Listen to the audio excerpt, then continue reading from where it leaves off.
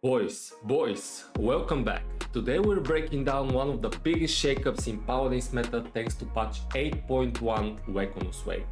Whether you're trying to climb ranked or just want to know which champions are worth walking in, this tier list will have you covered. We're ranking every champion for their general power so you know exactly who's safe pick and who might just cost you the game. Before we start, here's a quick breakdown of the tiers. S tier, the absolute best. A tier, strong and consistent. B tier, still solid but not as good as say or S tier.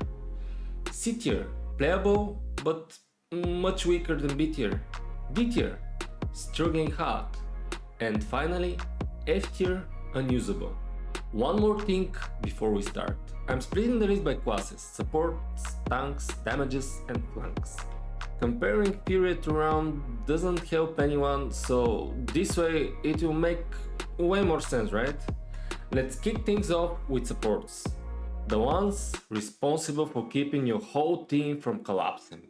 We start with F tier, and the weakest champion for me is Ceres. She's the only support champion that really doesn't have any place in the meta right now. Her healing is not great and it's even getting worse late game when counter ice hits. I do not see her as a damage champion as well.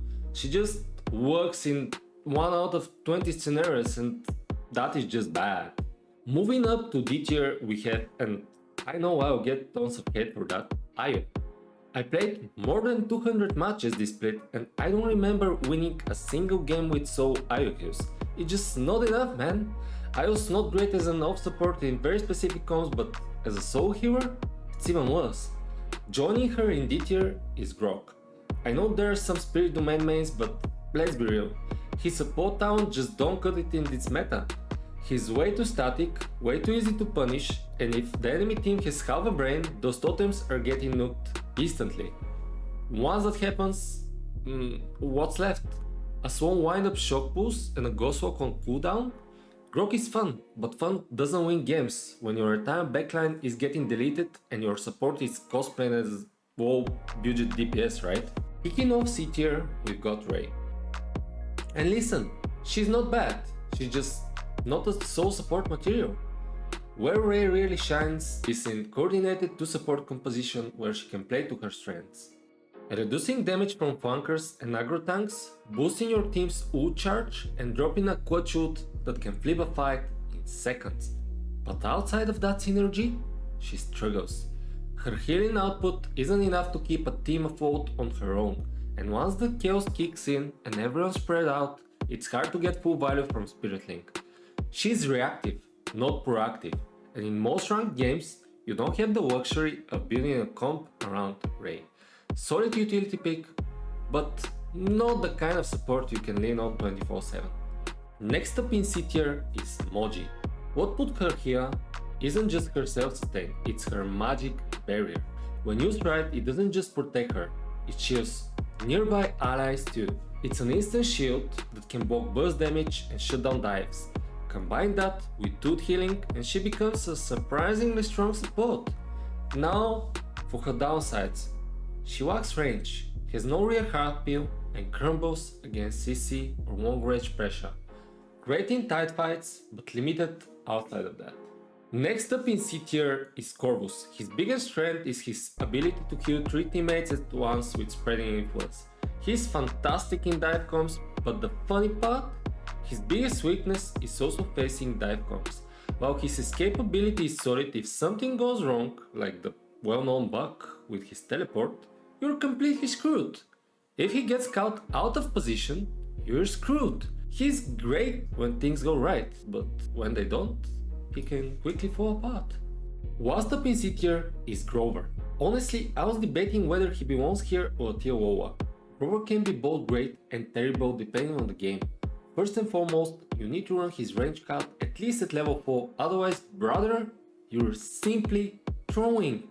When played right, Grover shines in double spot composition, especially on small maps like Jaguar Falls, Ice Mines and Bright Marsh, where his healing can really shine in close quarters. But outside of those situations, Grover can feel too vulnerable. His healing output is rarely enough to sole support your team. He's great in specific compositions, but otherwise he struggles to keep up. First choice in B tier is Young. Her illusions and right click make her one of the best support champions for team sustain, but what really sets her apart is how often she can ult. Her ultimate is a huge counter to champions like Khan, Dumba and Ashe, since it cancels their crowd control effects. While her positioning can be tricky and her mobility is lacking, Young can carry when played right, providing healing, utility, and solid presence in every fight. Next in B tier is Wekono'S. He is one of the most versatile supports in the game thanks to his Astral Mark, which gives strong passive healing without needing to stay close to his teammates. His Void Grip is great against champions with no mobility, and his ultimate? Well... Step into the light. Double kill. Imperial. Triple kill. Impressive. 3 kills. You're amazing. What keeps him in A tier is how well he fits in almost any comp, dive, poke or sustain. The only reason he is not S tier is because most players don't know how to properly rotate the marks. And let's not forget, if you're not running his range cut at minimum level 3, you are throwing. You consistently find yourself in no-comp positions just to be able to one heals. Play him right and he's a monster. Play him wrong and he's that dead weight. Last but not least in B tier is Dumba. He's one of the highest skill selling supports in the game, but if you can master him, he's absolutely worth the grind. His gold provides solid AoE healing, Mending Spirits delivers strong single target sustain, and his stun combo can instantly shut down aggressive divers. On top of that, Slither makes him super slippery and hard to pin down. What holds him back from S tier is consistency. Miss your stuns, misplace your golds, or just with too many right clicks and you can lose fights fast. His healing output also demands strong awareness and mechanics, especially under pressure. But in the right hands of a skilled player, Dumba control fights, builds for his team, and still wants top heals. Easily B tier, just not for the faint-hearted. Kicking off A tier is none other than Pip. And no, we're not trolling, this little fox is actually busted when played right. His combat medic build pumps out healing like a main support while still letting him throw out slows, knockbacks and poke damage. And if you haven't been 1v5 by a Pip running Mega Potion, consider yourself lucky. His mobility with weightless make him a nightmare to chase, and his ultimate game changing. A well placed Evo module can flip a teamfight or completely shut down a push. The only thing holding him back from full S tier is how mechanically demanding he is. People often miss their healing potion, causing the death of their teammates. But in the right hands, Pip's a menace. Next in A tier is Lilith. She got huge sustain, self-healing and one of the tankiest health pools in the game. Her boot hex lets her pocket teammates while still supporting the rest of the team, and her swamps are perfect for controlling choke points and stunning objectives. But what really pushes her into A tier is how hard she is to kill. With her constant movement, self-heals and the ability to heal through damage, Lilith can anchor a fight like no other support. Her ultimate adds even more chaos, especially in group teamfights. She's not the easiest support to master, and her healing requires awareness and timing. But if you know what you're doing, she becomes a wall the enemy team can break through. Okay guys, and finishing off with S tier is the best support in the game, Furia. No one brings the same mix of burst healing, damage pressure and fine flipping utility like she does. Kindle Soul is one of the strongest single target heals in the game. You feel her presence constantly. What really makes her S tier though is her ultimate. When Inflame is on, you can win fights instantly. The team-wide speed boost and damage steroid is unmatched when timed right. She thrives into aggro comps, her beam that stuns enemies and her raw damage output make her a nightmare to flank. Her only real weakness is her cooldown reliance. Mess up your flow and you'll feel it. But played correctly, she's unstoppable. Okay boys, now let's move on to the tank class, the backbone of every composition. These are the champions that decide when the fight starts, who gets space and who gets bullied up and up. But not every frontline does the job equally, so let's start from the very bottom. And at the very bottom of F tier is Raum. While he's got a lot of potential with his double DR build, he struggles in the current meta. His mobility doesn't exist in 90% of the situation, and unlike other tanks, he doesn't provide much in terms of objective control or reliable CC. On top of that, he can easily get caught out of position and get quickly melted. Round needs a lot of support from his team to even be relevant, and that's an issue, because without that, he's just a giant charger for the enemy team. Moving up to D tier, we've got Torvald. His shield can block a lot of damage and provide solid protection, but he has basically no mobility and it's very easy to counter with long range poke or burst damage. He requires a very specific team composition to get value of. Pair him with Nando, Barik or any shield tank and his impact drops fast. But pair him with someone like Inara, that's where he can shine. Offensively, he works best alongside champions like Xin, PK, Androxus or Koga. Anyone who benefits from that extra sustain and pressure. His ability to silence enemies is great against mobile flanks, but it's not enough to make him a primary damage threat. And once he's split from his team, Toba becomes a sitting duck. Next in D tier is Yagurat. I'll keep it brief. Since the recent nerfs, she can no longer abuse her ultimate like crazy, and thanks God for that. She is not terrible, but there are very few players who can actually play her right. Without proper coordination and positioning, she ends up doing more harm than good. High skill 4, low reward, unless you're a Yagurat main. Next up in D tier is Nyx. Just like Yagurat, she fell off hard after her recent nerfs. She used to be a top tier pick, but now her impact is way lower. She's still tanky and has decent CC, but it's just not enough anymore. Without that extra pressure she used to bring, she's mid at best. The last champion in D tier is Terminus. He's just not cutting it compared to the other point tanks like Inara or Nando. He struggles hard against shields and the current meta doesn't favor his playstyle. Nando is dominating point tank right now, so there's just no reason to pick Terminus unless you're super confident on him or building a very specific composition. Moving up to C tier, we have Barik.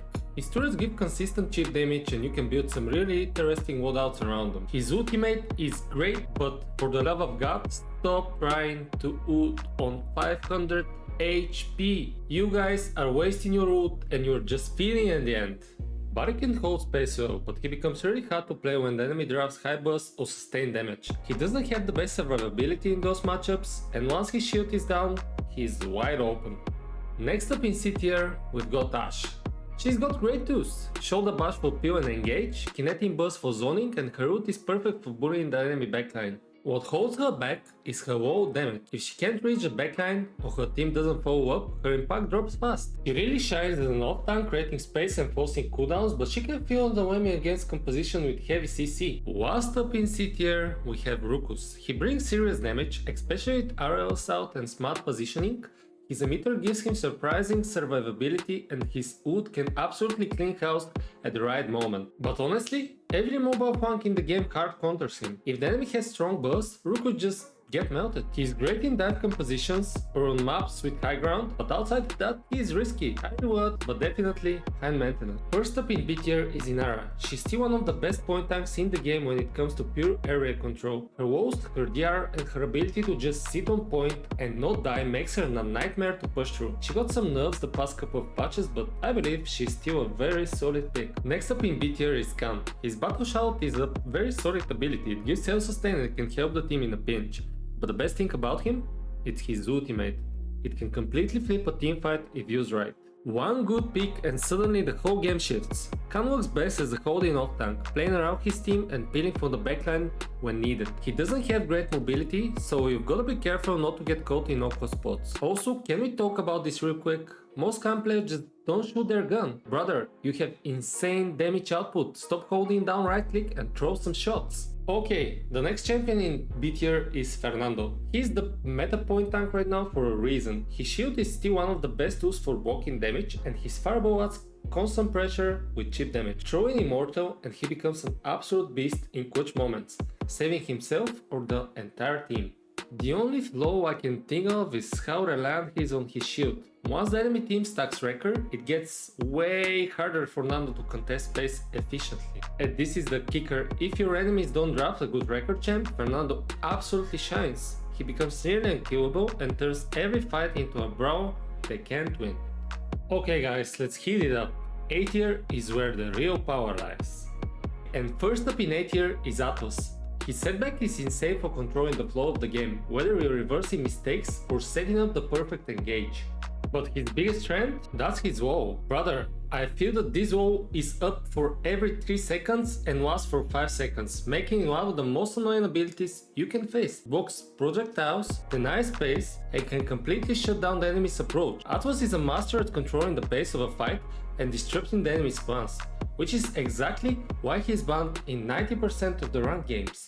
Okay, the next champion we're gonna talk about is Azan. I mean, don't even need to explain why he's up there. Azan is Azan. He's always been a top tier pick and he has high DPS, insane mobility and pure tankiness. He has no real flaws, and let's talk about his talent. Eternal is the only word running right now. I've seen some people trying persistence like really boys. What are you doing? The only thing to watch out for, he's hard countered by Boros, so keep that in mind when drafting. Otherwise, Azan is an absolute beast. And finally, in S tier we've got the best tank in the game, boys, and that's Mako. This guy doesn't have a bad talent, like seriously. All his talents bring something valuable and his ultimate is absolutely insane, capable of 1v5 a whole squad. But let's talk about his hook. It might just be his best ability, boys. The Dredchenka is the game changer. It pulls enemies right into your team, setting up easy kills and disrupting any flankers who think they can get away. Whether you're isolating high priority targets or just dragging them out of position,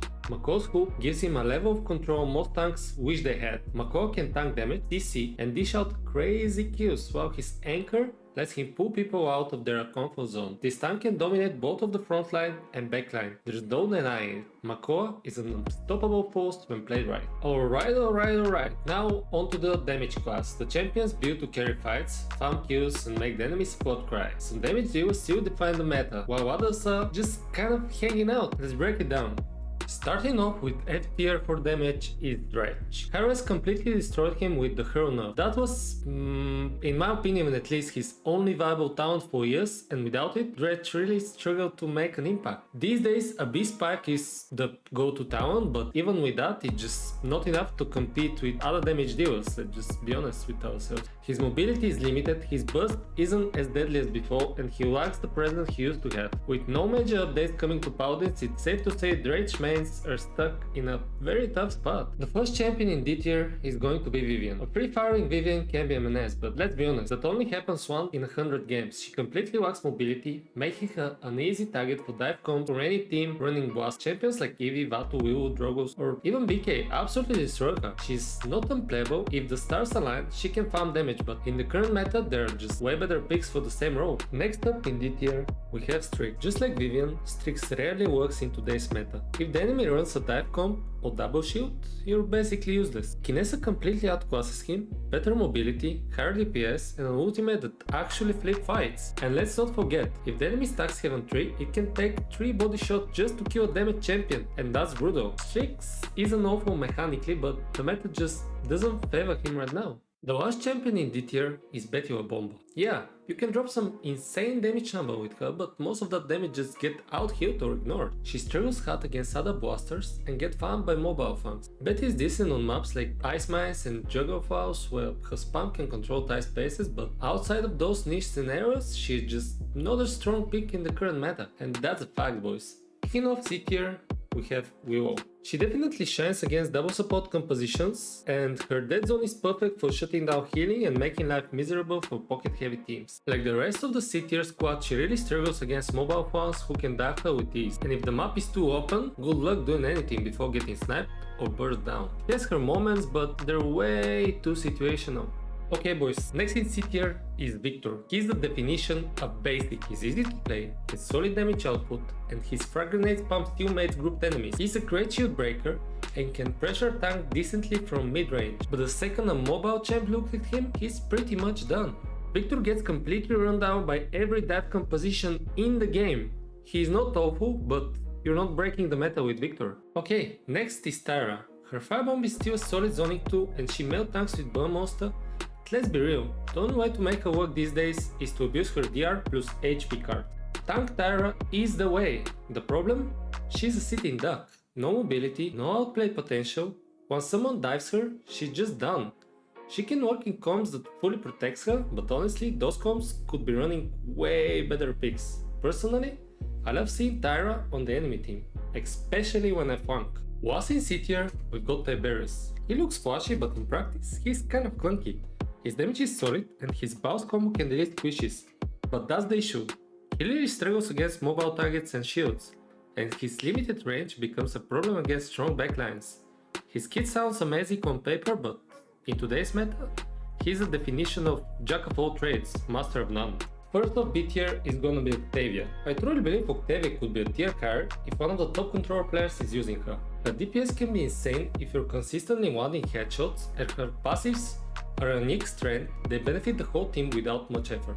That said, she is held back by a couple of key flaws. Her ultimate is a major letdown unless you go display a forge, which forces you to sacrifice stronger talents just to make it usable. On top of that, Commander Sleep is clunky and unreliable movement tool, and her Disruption Field feels more like a waste of space than a zoning tool. She has potential, but too many pieces of her kit are holding her back, and that's my final opinion of her. Next up in B tier is Drogos. Drogos can still be scary in the right hands, especially on maps like Ice Mines, Bright Marsh or Jungle Falls where there's cover and vertical space to work with. With Combustible, he is even playable into counters thanks to the zoning and disruption. On top of that, his ultimate is still one of the best in the game. Guaranteed value if you don't mess it up. That said, as someone who mains Drogos, I can tell you this. Facing champions like Maeve or Seven is a nightmare. Add Rukus or Lian to the mix and yeah, you're not gonna have a good time. He's strong but way too much of dependent to be higher right now. Okay, next up is Casti. She has 3 viable talents and one of them as action might just be one of the most fun builds in the game. If you're consistently hitting your shots, she can absolutely be a nightmare to deal with. Her mobility is solid and her dueling potential is strong in the right hands. But even with all that, there are moments where she just feels, I don't know, weak. It's hard to explain. She doesn't have the raw carry potential or impact like champions in the higher tiers, you know. Still a solid pick, just not a game changer, I would say. Alright, next in the tier is Shalin. He has one of the strongest burst combos in the game right now. A clean 1.3k shot followed by rapid shot can delete any squishy before they even react. The recent burst finally gave him the love he needed, and now he is back as a real threat, especially with Suntrap. He's still one of the best fun counters in the game. That said, during the Terra meta he was borderline unplayable. The double mark made him way too easy to track and punish. Even now, bosses still hard counter him and you need smart positioning to survive. Strong pick, but still overshadowed by more versatile damage dealers. Last but not least, we have Kinessa. Hands down the best sniper in the game. If you're a one-trick Kinessa, she could easily be, let's say, S tier. She got it all. Self-sustain, solid mobility, and an ultimate that charges insanely fast and can completely swing fights. And despite what some might say, she's actually playable into dive composition, if you know what you're doing of course. As a Kinessa player myself, I can vouch for her potential. The catch? There are very few players that can pout her properly, and if you miss your shots or get caught out once, you're dead weight. That's why she sits in B tier. Not because she's weak, but because she's not consistently reliable for the average player. Okay guys, leading off A tier is Sati. While her ultimate and Decoy leave a lot to be desired, she makes up for it with her consistent pressure and elite dueling potential, especially with her opportunity in-house talent, which is the only real way to play her right now. She's one of the best fun counters in the game thanks to her hit scan precision. Smart positioning and good aim let her shut down Andrew, Maeve, Eevee or even Batu before they can make a play. She's not flashy, but she's reliable, oppressive and extremely annoying to play into when piloted well. Alright, next is Omen. He has seen some interesting changes over the past few patches, but Binary Void is still hands down his best talent. When you combine it with Nimble and his movement speed cuts, you get a surprisingly mobile damage dealer who can kite, dodge and still dish out consistent damage. Drop gives him great peel and setup potential. He thrives in longer fights where his sustain and chip damage really start to shine. He's not flashy and doesn't have the highest burst, but he's hard to kill. I would say reliable and fits well in most compositions. Just a rock solid pick all around. And next in the same tier we have my favorite champion, Bomb King. He has been my main for over 7 years.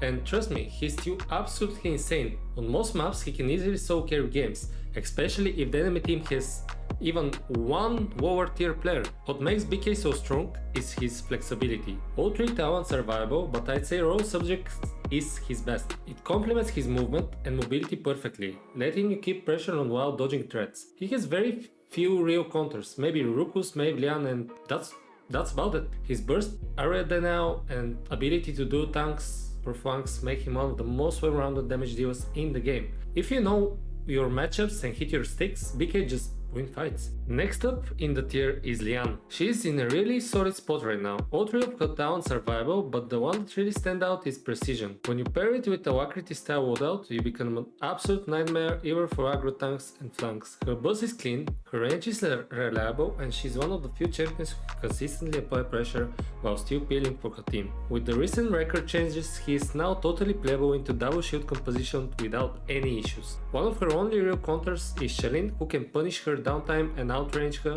on certain maps. Her ult isn't broken anymore, but it still gets value in 1v1 situation. Absolute queen, man. Last in A tier, we've got Pip. And the recent mobility buff makes him way more fun and a lot more dangerous. If Lian and Andrew are banned or already picked by your team, you have troubles, bro. Pip brings consistent value with his wall spam, splash damage, and one of the best ultimates in the game. Evil Mojo can shut down an entire teamfight instantly. He's slippery, disruptive, and straight up frustrating to deal with when played well. Pip's back and he's not trolling, bro.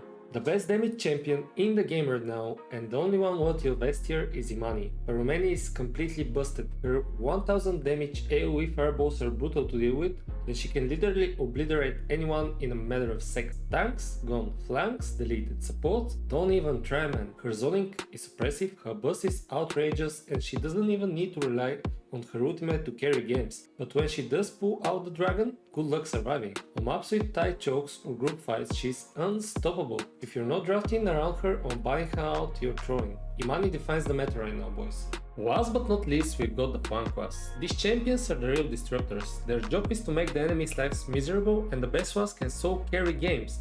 But not every flank is created equal, and some of them have been power crept into irrelevance. Let's go through the list.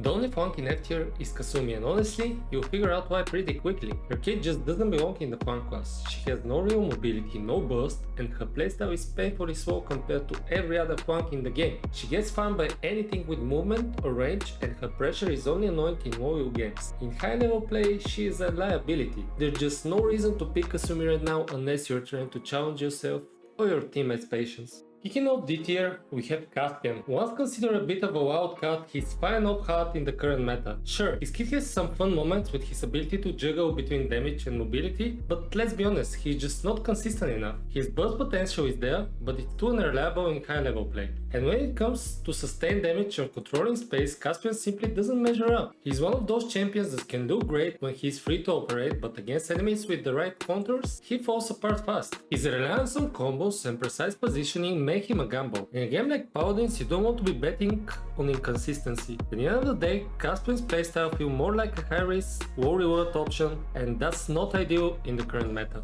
Next up in D tier, we have Skye. She's been on a slow decline for a while now, and it's not hard to see why. Her damage output is still fine, but the problem is she's just extremely easy to kill. Blasters like Imani, a champion who can consistently reveal her, absolutely shut her down. Skye relies on stealth and burst damage, but once she's caught, she has no real way to escape or fight back. In high level play, her lack of mobility and easy to predict positioning makes her a sitting duck for anyone with burst damage. Skye can still have her moment, but those moments are few and far between. You're better off picking someone who can offer more consistent value to your team. We're kicking off C tier with Buck. He is the classic definition of close but not enough. His self-healing and burst combo with Bounce House can still catch people off guard, but with how fast and mobile the current meta is, they're just better picks than Buck. Unless the enemy has 0 CC and bad positioning, Buck's value drops fast when the counter rises. Fun to play, not so fun to rely on. Next up we have Lex. He is the specialist for farming low players. He's got decent burst and strong execute and can delete squishes. Problem? He's predictable, easy to keep track of, and anyhow decent team will shut him down completely before he even think about bullying your backline.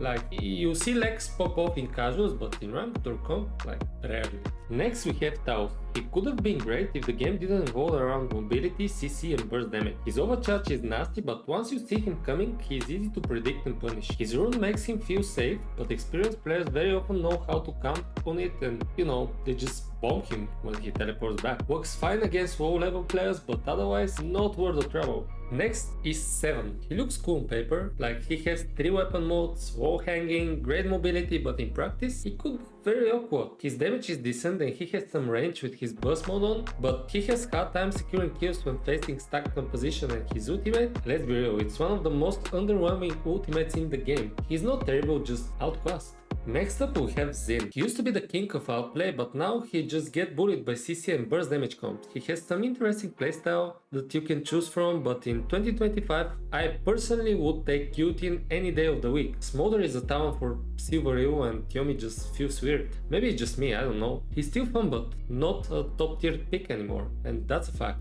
Okay, moving up to B tier we have Androx. Androxus is still one of the most dangerous funks in the game. His burst potential is insane, his mobility is top tier, and when played right, he can hard carry games. His kit rewards good aim and positioning, and the skill ceiling of this champion is still high. Outclassed by only a handful of flanks, Andrew is still an absolute threat in the right hands. Next in B tier, we have Koga. He's as consistent as it gets. His sustained mobility and reliable DPS make him a nightmare to deal with, especially when played aggressively with bullet rebound. He can chase, duel, bully tanks and survive fights small flanks would instantly lose. His biggest counters are Lian and Jin. There are only a few flanks that can truly outshine him.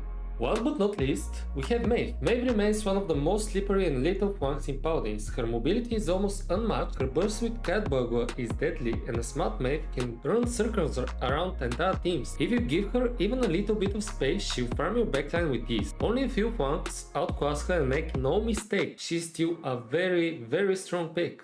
Okay boys, things are getting spicy now. Kicking off A tier we have Eevee. Eevee is one of the most annoying and hardest to catch champions in the game. Her mobility is absolutely cracked, and a good Eevee can poke and assassinate targets without ever getting touched. She has 3 great talents, and her ability to stall objectives and control the pace of fights make her a nightmare to deal with. The only reason she is not a S tier is that she is one of the hardest champions in the game to master, but when you do, she is almost unstoppable. The next champion in this tier is Bora. She's the pure consistency. She has solid sustain, high damage, especially if you run unyielding pressure, and her mobility lets her slip in and out of fights like it's nothing. What really makes her dangerous is her ability to counter other flanks and punching isolated target. Her kit is straightforward but powerful, and she's flexible enough to fit into almost any composition. If you need a reliable flank that rarely disappoints, Bora is your pick. And finally, sitting on the top of the food chain in S tier is Vatu. He's the definition of overtune, insane mobility, great burst damage, and one of the safest engages in the game thanks to shadow bombs and dash reset. Vatu can dive backlines, delete squishes, and vanish before anyone can react. What makes him the absolute best is how forgiving his kit is. Even if you make a mistake, his mobility can bail you out. There's a reason every lobby either picks or bans this guy. If you're looking for the best flank in Paladins, you're looking at him. And that wraps up the tier list, boys. Whether you agree, disagree, or you're already typing in the comments about your favorite champion getting disrespected, I'm here for it. At the end of the day, Paladins is all about playing what feels right for you. But if you want to climb and win consistently, these tiers are your best bet. Thanks for watching, drop a like if you enjoyed, sub if you haven't, and let me know in the comments which champion you would have placed higher or lower, and see you in the next one.